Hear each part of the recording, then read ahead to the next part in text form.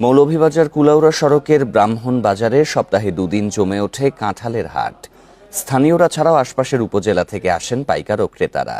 হাটে এখন কাঁঠাল ছাড়াও মিলছে মৌসুমী আনারস, কলাসহ বিভিন্ন ফল।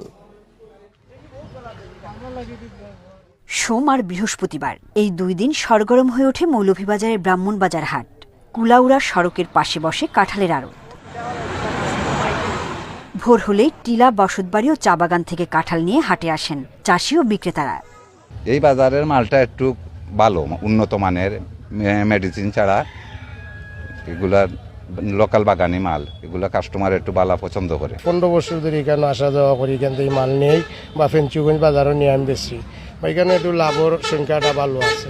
সিলেট, হবিগঞ্জ সহ পাশের জেলা উপজেলা থেকেও হাটে আসেন ক্রেতারা। এখানে শুধু কাঁঠাল নয়, পাহাড়ের টিলায় চাষ করা অন্য মৌসুমী ফলও কিনতে পাওয়া যায়।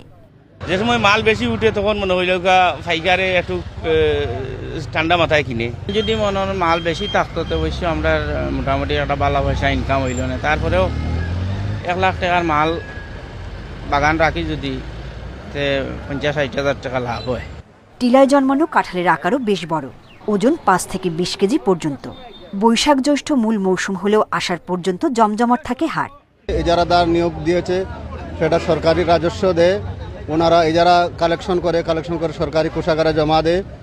পাশাপাশি আমাদের যে বাজার কমিটির পক্ষ থেকে ব্যবসায়ীদের এখানে নির্বিঘ্নভাবে ব্যবসা পরিচালনা করার জন্য আমরা সর্বাত্মক সহযোগিতা করে থাকি।